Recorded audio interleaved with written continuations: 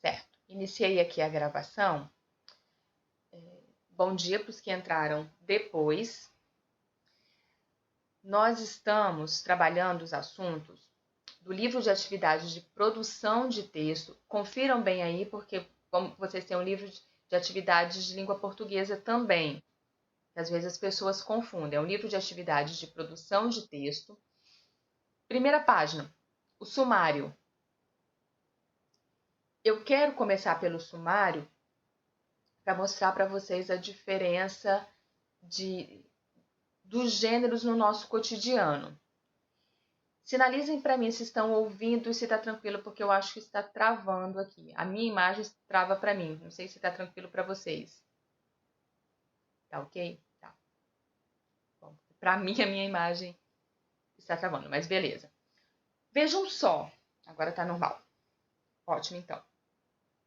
Localizaram aí? Localizaram a página? Tem alguém que está perdido? O perdido sinalize.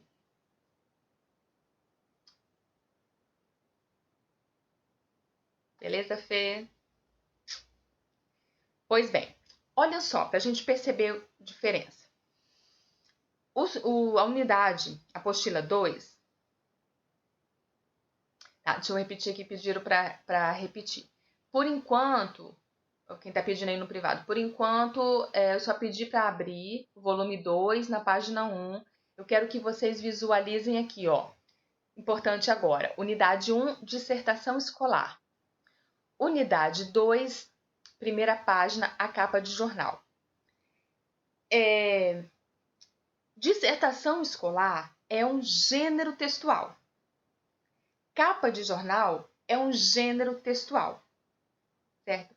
Quando a gente fala em gênero textual, nós estamos falando no tipo do texto. Revisar aqui, falei isso em algum momento para vocês, ou em vários momentos eu falei isso para vocês.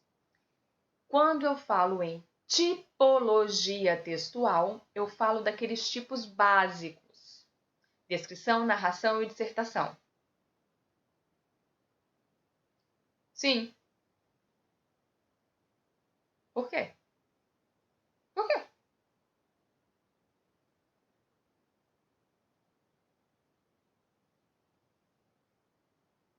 Não, não, tá. Então, lá, tipologia textual, esses tipos básicos, tá? Descrição, narração e dissertação. Aí, esses tipos básicos, eles se subdividem nos gêneros textuais. Então, tipologia se subdivide nos gêneros textuais.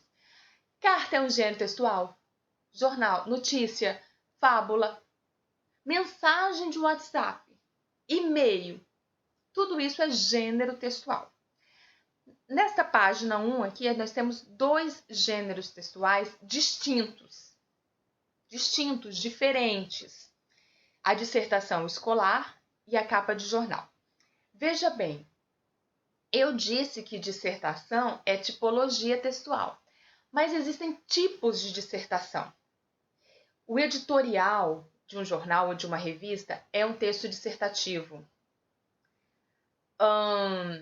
A carta de leitor é um texto dissertativo. O textão postado lá na rede social é um texto dissertativo. E a dissertação escolar é um texto dissertativo. Então, é um tipo, tá? É uma subdivisão. Dissertação escolar é uma subdivisão da dissertação. É a que cai no Enem, a dissertação é a que cai no Enem, e é a que cai na maioria dos vestibulares e dos concursos públicos. É um texto que apresenta uma opinião do autor a respeito de um assunto. Texto verbal, só com palavras, texto verbal. Em prosa, o que significa prosa? Dividido em parágrafos. Tá? Quando você produz um texto em prosa, significa que ele deve ser dividido em parágrafos. Tanto que o Enem, o enunciado vem dessa maneira: produza um texto dissertativo argumentativo em prosa e norma padrão. Eles colocam isso. Você precisa produzir em prosa, certo? Agora, a unidade 2, capa de jornal, já é um texto misto, tá? Porque vai ter o não verbal também. Então, nós temos aqui 2 gêneros. A dissertação escolar, ele apresenta 4 propostas de discussão. Sou contra, sou a favor, porque basicamente é isto. Basicamente, na dissertação, você se coloca contra ou a favor de algum assunto. Por que eu disse basicamente? Porque às vezes aparecem alguns assuntos que você pode ao mesmo tempo ser contra e ser a favor. Eu posso ser contra até um determinado ponto e ser a favor em outro ponto. Ah, Fabrício, então posso fazer isso numa redação? Pode. Você não precisa ser totalmente contra ou ser totalmente a favor de nada. Olha, eu concordo com isso nesta situação, mas nessa outra eu já não concordo. Então, isso pode acontecer. Pode ser ou não, exatamente. Você pode ser totalmente contra, ser totalmente a favor, ou parcialmente contra, parcialmente a favor. Sabe por quê, gente? Importante até você falar isso, assim, pode ser unilateral. Quando uma redação é corrigida por alguém, sabe? Se eu for corrigir o texto de vocês, ou se o corretor do Enem ou do concurso, enfim, a pessoa não vai julgar a sua opinião. Não existe isso assim, em uma dissertação, não existe a opinião certa e a opinião errada. Não existe. O que existe, o que faz a sua redação ser bem construída e você tirar uma nota boa é a maneira como você defende a sua opinião. A maneira como você defende. E aí, vou me dar como exemplo. Muitas vezes, no fundamental menos, mas, por exemplo, com a terceira série, que produzem muito mais textos dissertativos por conta do Enem, frequentemente eu corrijo redações na terceira série e não concordo com a opinião do aluno. Sabe? Isso acontece sim. Eu corrijo e eu não concordo com a opinião dele. Mas eu não posso tirar ponto nenhum por conta disso. Quando eu vou corrigir uma redação, uma dissertação, não existe assim. Aí ele é contra, então a redação dele está correta. Ele é a favor, então está errado. Não. Isto não existe. A opinião da pessoa não pode ser julgada. A não ser que a opinião da pessoa vá ferir direitos humanos. Né? Aí já é outra história. Mas pela opinião em si, por exemplo, a questão de ferir direitos humanos. Uma vez eu corrigi uma redação que era sobre a genética, já faz um tempinho isso, o tema exatamente eu não vou recordar não, mas era algo relacionado à genética, clonagem e tal.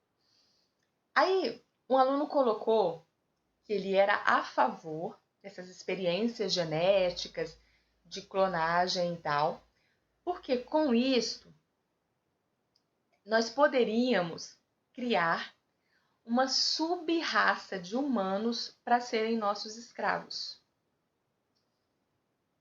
Aí é complicado. Júlia, já falo, tá? Aí é complicado. Olha só o que a pessoa colocou. Então, neste caso, ele está ferindo os direitos humanos. Primeiro, você determinar que existe sub-humanos. Você vai criar sub-humanos para eles servirem a você como escravos. Isso é complicado. Isso é complicado. Aí a pessoa perde ponto e até pode zerar a redação por conta disso. Eu também acho bem frio. Porque aí vira, a questão toda é assim, se não existe o certo ou errado, a questão fica assim, o que conta ponto então, se não é a minha opinião? A maneira como eu defendo a minha opinião. É isso que conta ponto. A maneira como eu defendo a opinião, tá certo? Deixa eu ver aqui a questão que estão colocando aqui. Professor, então você está querendo dizer que a pessoa pode ter uma ideia muito absurda ou fora do normal, mas se ela conseguir os argumentos, a redação vale? Muito absurdo ou fora do normal. Acho que o exemplo que eu dei te responde, né, Júlia? Exemplo, o tema é futebol na pandemia. Aí, durante a redação, a pessoa fala que concorda e um dos argumentos é que estão tomando todos os cuidados. Neste caso, valeria. Neste caso, valeria porque pensa, não é algo que diretamente vai ferir o outro. E existem muitas ações sendo construídas de precaução. Então, no seu exemplo, valeria sim. Agora, repara a maneira como eu me expresso interfere na redação. Então, já respondo isso. Então, repara que o exemplo que eu dei, assim, é um absurdo no nível que vai ferir o outro. Não necessariamente ferir fisicamente, né? Então, é neste sentido que é complicado. Assim, como que você vai defender isso? Porque eu posso defender, tá, vamos liberar o futebol e todas as pessoas tomarem cuidado. Cuidado. É possível fazer isso? Aí já é outra história. Agora, a questão de criar uma sub-raça, primeiro que você já se coloca superior em relação ao outro, entra para a questão, né, da escravidão. Então, como que eu defendo isso? Não tem nem como defender. Ferir psicologicamente. Exatamente. Aí, perguntar aqui, a maneira como eu me expresso interfere na redação. Então, sim, a maneira a maneira como você defende isso. Pois é, né? Como que seriam esses sub-humanos? Né? E aí, o que caracteriza um sub-humano? Quando eu corrigi a redação, eu fiquei pensando isso e eu não sei por que eu não perguntei para a pessoa na época. O que caracteriza um sub-humano? Não ter sentimento? Será? Né?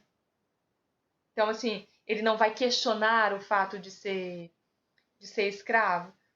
Meio louco, né? E é muito difícil de você defender isso. Então, a questão ali de se colocar é exatamente isso. O que conta numa dissertação vai além da sua opinião, mas a maneira como você defende essa opinião. Né? A maneira como você defende. E aí vocês têm que pensar assim, tá? O difícil, robôs não sei, pois é. Sabe o difícil numa dissertação? A gente se colocar no lugar do outro. Talvez o ponto mais complexo de se produzir uma dissertação é sair do nosso mundo, do nosso mundinho, nos colocarmos no lugar do outro. Vou dar uns exemplos para vocês. Acho que funciona bem como exemplo.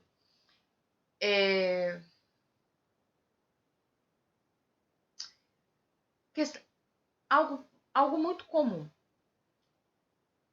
Faz parte da realidade, acho que fica mais tranquilo. Questão de educação. Sempre um tema que gera muitas possibilidades de discussão. A educação de todas as maneiras. O currículo escolar, a estrutura da escola, como a escola é construída, enfim. Educação é sempre algo que gera muito debate. Um ponto de educação que tem sido discutido nos últimos meses é a questão da educação domiciliar. Educação domiciliar não é legalizada no Brasil. Não é. Repara, qual o conceito de educação domiciliar? Não é o que nós estamos fazendo. Não é. Nós não estamos numa educação domiciliar, por mais que vocês estejam no domicílio, estejam em casa. Nós estamos com aulas remotas. Remota significa distância. Então, nós temos aulas remotas, EAD. Mas, quem orienta, quem define conteúdo é a escola. Quem define o horário da live, quem define é a escola. A educação domiciliar não tem a escola. Ela é responsabilidade da família.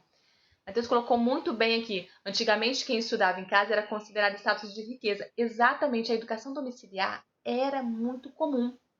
E a gente percebe quando estuda história, né? Quando estuda, a gente vê as pessoas que eram educadas em casa.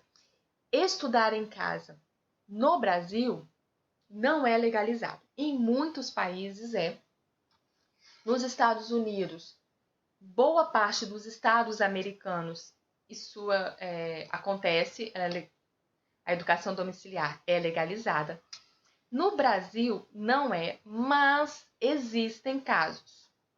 Existem casos. Eu até estou pesquisando como essas pessoas conseguiram, porque eu li uma reportagem essa semana que no Brasil tem 7.000 estudantes domiciliares. Eu imagino que sejam por determinação judicial, entendeu? Que eles conseguem isso por determinação judicial. Estou pesquisando, tentando descobrir. Mas enfim, aí o que aconteceu? Não é legalizado, mas há uns anos foi criado um projeto de lei para legalizar a educação domiciliar no Brasil. E ficava lá aquela coisa, aqueles projetos de lei que vão, né? Com essa história de pandemia, com essa história de EAD, de aulas remotas, essa discussão veio à tona. Veio à tona no seguinte: será que isso funciona no Brasil mesmo ou não?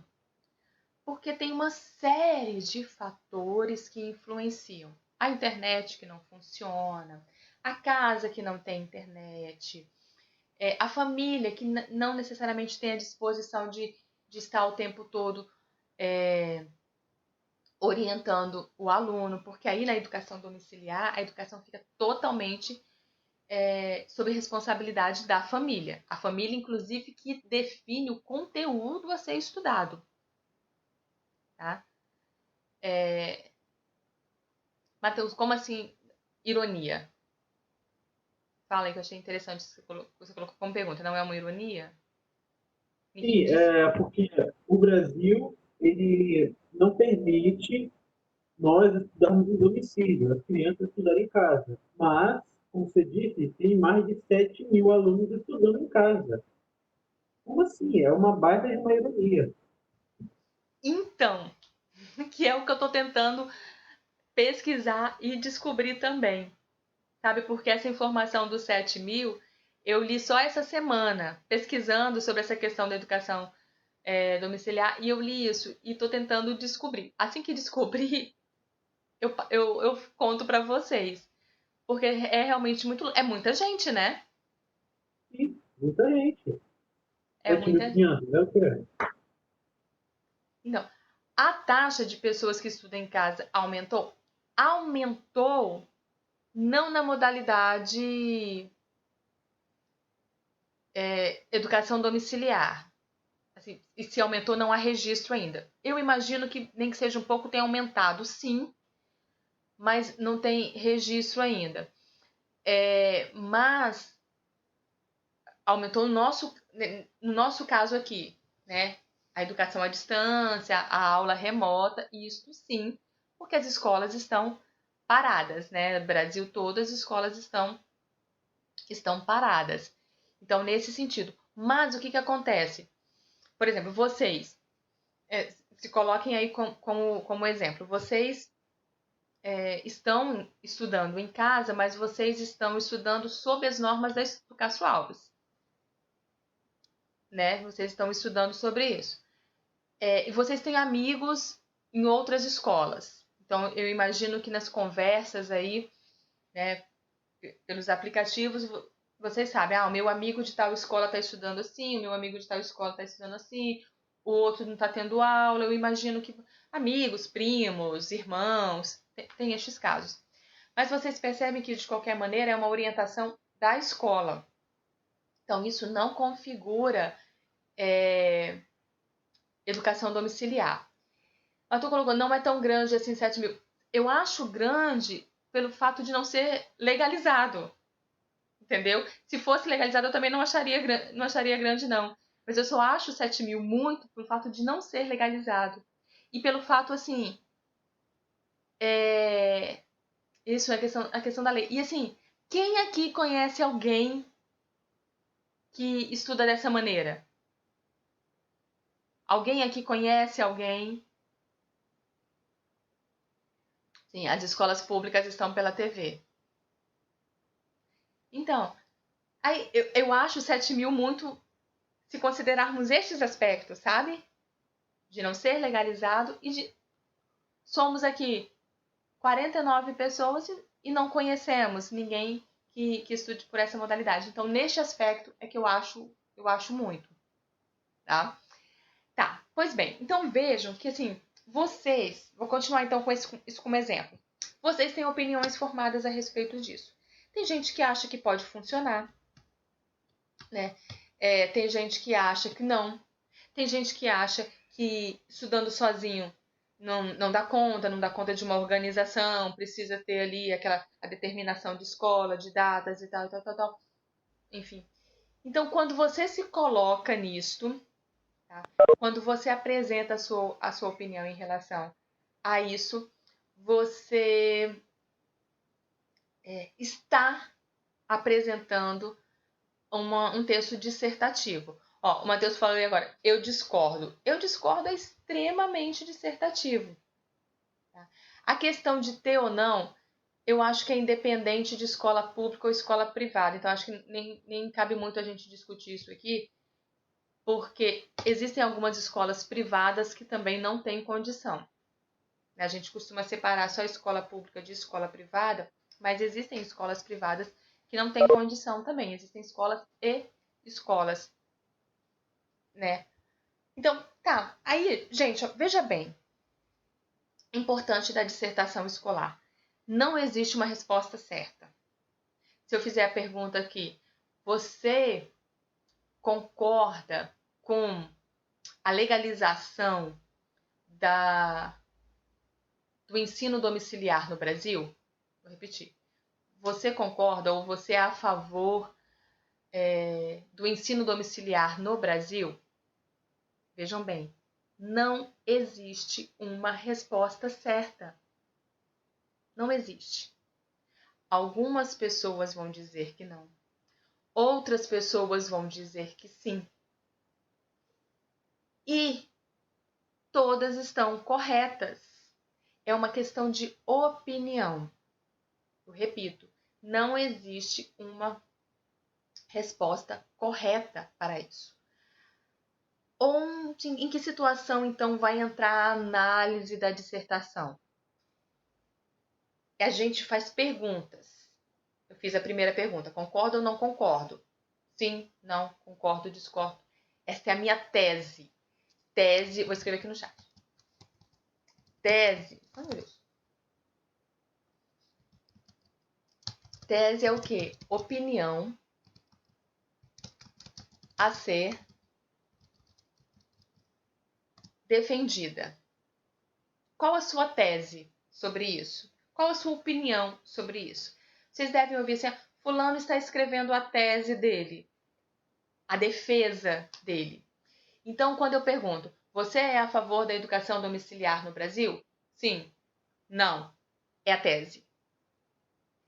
Então, é interessantíssimo você fazer essa primeira pergunta para você definir para você mesmo qual é a sua tese.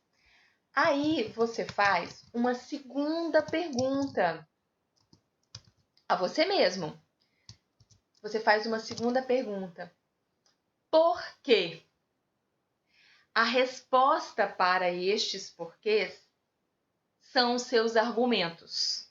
Aí entra a análise do texto dissertativo. Deixa eu só voltar aqui um pouquinho para ver o que vocês escreveram, para eu dar resposta para todo mundo. Ó, vejam bem, algumas pessoas colocaram não, outras colocaram sim, natural. Aí, Júlio, teve uma conclusão que eu cheguei, a gente fica uma média de 5 horas estudando na escola. Agora, em casa, os deveres dessas 5 horas vem tudo junto e a gente acha muita coisa. É porque antes tinha o da escola e tinha a tarefa de casa, agora vira tudo em casa, né? Sou a favor e tal. Na minha opinião, eles não aprendem tanto quanto na escola. Concordo, é menos produtivo, tá? Eu penso que não é a mesma coisa que presencial, mas nunca mais será a mesma coisa, já que nossa realidade mudou completamente. Interessante isso, agora já tenho. Porque antes questionavam o seguinte: o que as pessoas usavam como argumento para defender isso? A resposta para isso por quê? Estão vendo a estrutura que eu tô passando para vocês, gente?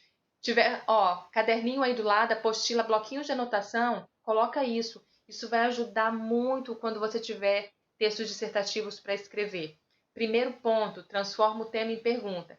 Se ele já vier como uma pergunta, beleza. Às vezes ele não vem, então você transforma, porque às vezes pode vir, por exemplo, sobre esse tema, pode vir assim: produz uma redação, uma dissertação argumentativa em prosa e norma padrão sobre o tema educação domiciliar no Brasil. Vem só assim: educação domiciliar no Brasil. Não veio em forma de pergunta.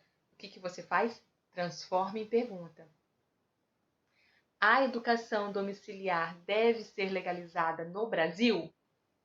Sim ou não? Sim ou não? Este sim ou não é a sua tese. Você já definiu. Ah, professora, eu queria falar assim. Em algumas situações eu acho que sim, em outras eu acho que não. Pode ser? Pode. Pois bem, já defini minha tese. Faço o que eu disse ali em cima de minha segunda pergunta. Por quê? Por que eu acho que sim? Por que eu acho que não? Vou citar aqui argumentos das pessoas que defendem. Tá?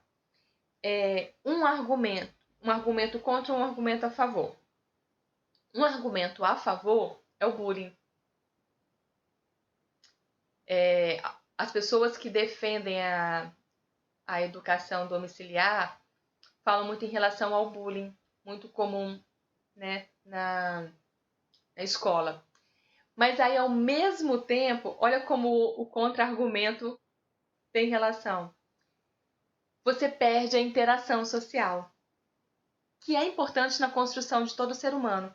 Veja bem, vocês longe da escola,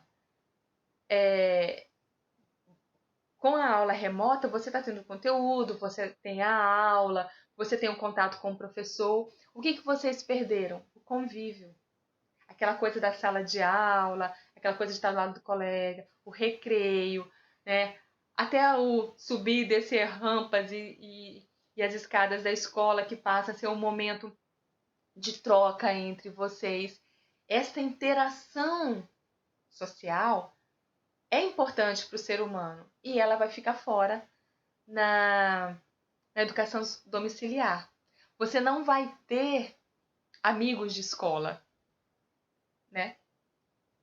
Uma coisa que se perde. Eu não vou ter amigos de escola. A minha educação domiciliar sou só eu. Deixa eu ver os pontos aqui. Sempre terá controvérsia, sempre, qualquer tema, né? Pode ser construída com esquema de pirâmide. Como assim? A estrutura da redação? Matheus, fala para mim.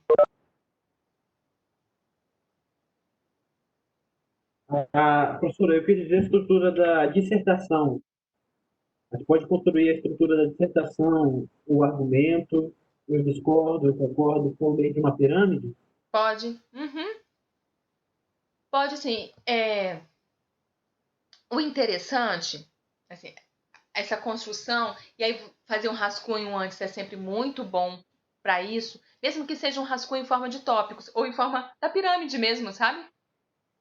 E aí você coloca o quê? No primeiro parágrafo, gente, primeiro parágrafo, já coloco minha opinião. E como eu posso colocar minha opinião? Olha só, dá um exemplo aqui para vocês. Eu preciso, digamos, que eu seja a favor da educação domiciliar. Digamos que eu seja. E eu quero colocar isso no meu primeiro parágrafo. Eu não vou escrever assim. Eu acho que a educação domiciliar deve ser legalizada no Brasil. Nunca, jamais eu acho. Na minha opinião, a educação domiciliar nunca, nunca escrevam na minha opinião. Mas Fabrisa é uma dissertação. Sim, Como eu faço então? Vai direto para a informação.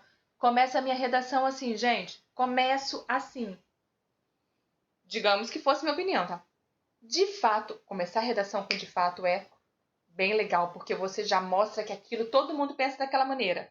Porque eu só falo de fato quando eu concordo com a pessoa. A pessoa fala uma coisa comigo, eu falo, de fato, tô concordando com a pessoa. Então eu falo assim, de fato, a educação domiciliar é hoje uma boa estratégia para a educação brasileira em tempos de pandemia. Falei, eu acho? Não. Falei na minha opinião? Não. Mas dei minha opinião? Dei. Eu vou direto pro fato. Tá? Vou direto pro fato. Primeiro parágrafo, faço isso. Segundo e terceiro parágrafo, dependendo. Por que eu acho isso? Porque eu vou desenvolver, apresentar meus argumentos. Ó, vocês estão fugindo aí. Discussão de vocês aí. Essas coisas que estão fugindo eu não vou comentar não, tá? Vamos entrar nesses detalhes não. Então, é interessante que a sua redação... ponto importante. Cito o Enem como caso. No Enem, a sua redação não vai ser corrigida se ela não tiver um mínimo de 3 parágrafos. Quando o corretor pegar a sua redação, se ela não tiver um mínimo de 3 parágrafos, ele dá 0 e passa para outra, viu? 3 parágrafos. Introdução, desenvolvimento, conclusão. O desenvolvimento vai depender da quantidade de coisas que você vai discutir. E a conclusão precisa-se uma proposta de intervenção. Então, veja, aqui eu respondi a primeira pergunta na introdução. Aqui eu respondi o porquê. Como que eu faço isso? Cito exemplos, forneço dados estatísticos, citação. Coloco ali para defender o que eu penso. Então, a minha intervenção. Intervenção a gente vai trabalhar mais à frente, mas a gente vai concluir. Deixa eu falar aqui, contrapor com a capa de jornal. A capa de jornal, teoricamente, ela deveria ser imparcial, o oposto da dissertação. Mas aí a gente vai perceber que não. A gente vai perceber que a capa de jornal ela é construída para você ser induzido. Vou dar um exemplo, que a gente já está chegando no finalzinho quase, né, gente? Dá um exemplo. A gente consegue acessar na internet, no site da revista Veja, todas as capas da revista Veja. Todas. E aí eu vou contar, eu tive uma colega no mestrado que o trabalho dela era analisando capa de revista. E aí ela mostrou, até então eu nunca tinha reparado isso. E ela mostrou lá no trabalho dela o seguinte, ela entrou lá no site da Veja, pegou todas as capas, foi analisando. Uma coisa que ela observou, sempre que a reportagem de capa, né, porque sempre a capa tem uma reportagem maior, sempre que a reportagem de capa era algo relacionado à estética, era uma mulher na capa. Sempre que a reportagem de capa era algo relacionado à saúde, era um homem na capa. E ela percebeu isso, ela viu todas as capas eram assim, pelo menos na época. Pode ter mudado depois, as capas mais recentes podem ter mudado isso? Sim, isso já faz um tempinho. Mas até então, eram muitas capas e ela selecionou, ela separou os dois grupos. Estética, mulher na capa. Saúde, homem na capa.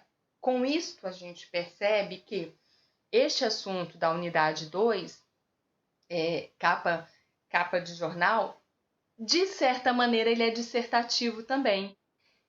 Padrão, eles vão seguindo, e seguir o padrão é se colocar. Tá? Então, a gente vai analisar estes aspectos, viu, meninos? Olha só, eu não vou passar para vocês atividades essa semana para vocês colocarem essas coisas em ordem, tá? E depois eu vou passar para vocês, quando a gente retornar, um geralzão aí dessa unidade. A primeira, veja bem, nossa primeira semana, depois do recesso, eu vou usar o volume 2 ainda, tá? Primeira semana depois do recesso, eu vou usar o volume 2 e na segunda semana eu começo com o volume 3, organizados assim. Tudo certo?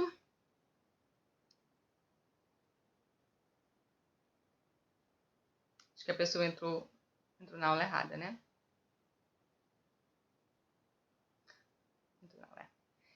Então, meninos, muito obrigada pela presença de vocês.